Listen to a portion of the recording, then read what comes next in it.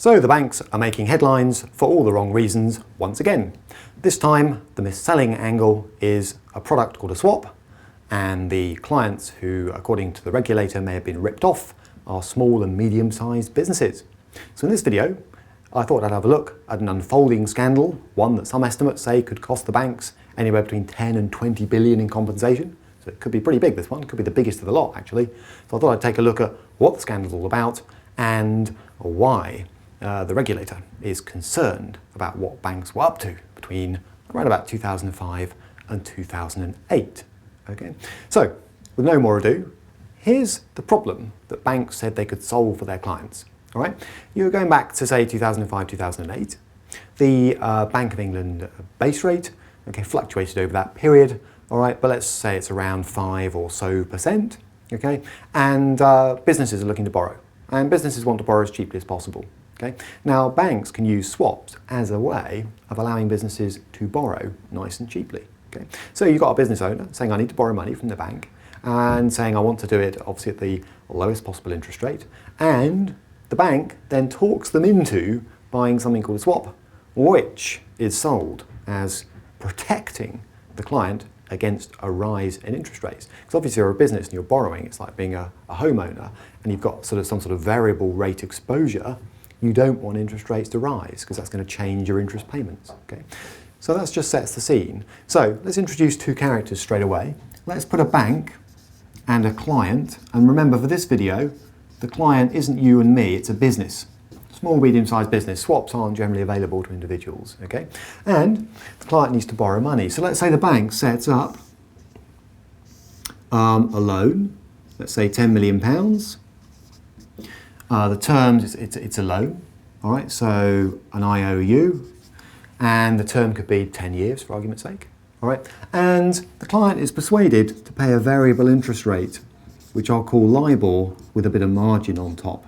LIBOR plus 1%. Now what does that mean? A bit like a homeowner, you can take out a variable rate loan or mortgage if you like. That's the London Interbank Offer Rate, which I cover in another video by the way, plus 1%. Why plus 1%? Well, it could be plus 2%, it could be plus 0.5%, but there's a bit of bunts built in by the bank for the fact the client's risky. Businesses, after all, go bust without paying back their loans. Okay, so at the moment, the bank has got the client into a variable rate loan, and the client's quite relieved. Well, I need to borrow 10 million from somebody. I'm a small business, not everyone will lend to me.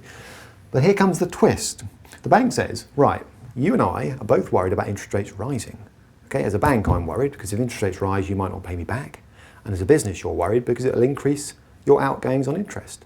So the bank comes along and says, what I'd like you to agree to get this whole package set up is a swap on top of the original loan. Okay, now a swap is simply an agreement to exchange interest payments on an existing loan, if you want to see it that way.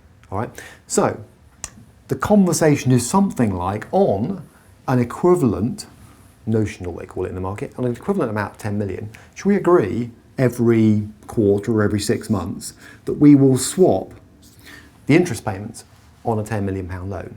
The bank's not lending another 10 million here. It's not saying, I'll give you 20 million in total. It's saying the original loan stands, okay? But let's change the interest profile to protect you, the client, should interest rates start rising. So they cut a deal something like this. They say on a notional 10 million, we're going to suggest something like this. We will pay you LIBOR, whatever that is, the London Interbank Offer Rate. It's a variable rate that changes, okay? And in return, how about you pay us, let's say, I'm making up the numbers a little bit here, a fixed 6%. What do you think about that? Okay, and the overall impact is this.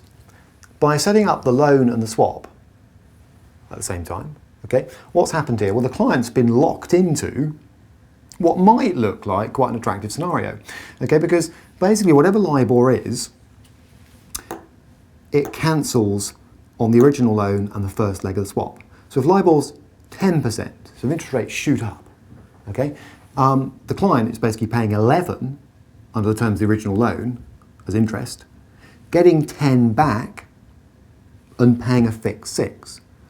Well, if you net all that down, the effect is the client is paying a fixed rate of 7% overall, okay, as a consequence of the swap. Now, it doesn't matter what LIBOR moves to, and it will move over the term of the loan, that's always true, provided the swap stays in place. Imagine LIBOR is 20%. Nightmare, massive rise in interest rates. So the client is paying 21%, but getting 20 back and having to pay 6. Overall, that's 7. All right, the math's not too bad there. Now, you might think, so far, so what? Well, of course, interest rates didn't shoot up after 2008 to 20%. They plunged. Okay, the Bank of England base rate plunged down to 0.5%, and LIBOR went with it, tumbling down. So now the client's got a bit of a problem. Imagine that LIBOR is 1%. Okay, so out there in the real world, in the market outside of this contract and this swap, you can borrow really, really cheap. Well, this client's locked in to paying interest on 10 million, not at that 1%. Oh no, because taking a look at this chart again, if LIBOR's 1%, the client pays 2 this way, gets 1 back on top of 6 fixed. So that's still 7%.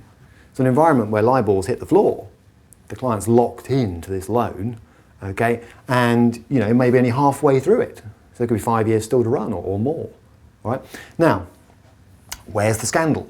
Okay, because some people might say, the banks will almost certainly say, buyer beware. You are small and medium-sized business owners. You should have known what would happen if the interest rate plunged. Okay, you should have realised that you'd be locked in to this kind of deal. So why is the FSA upset? Why is the regulator upset?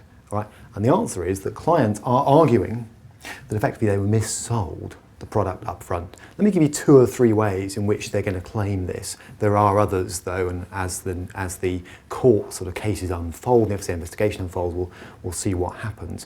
Number 1, clients are saying, we were never told what would happen if interest rates plunged. Okay, no one saw that coming. We were never told what would happen if interest rates plunged below sort of 2 or 3%.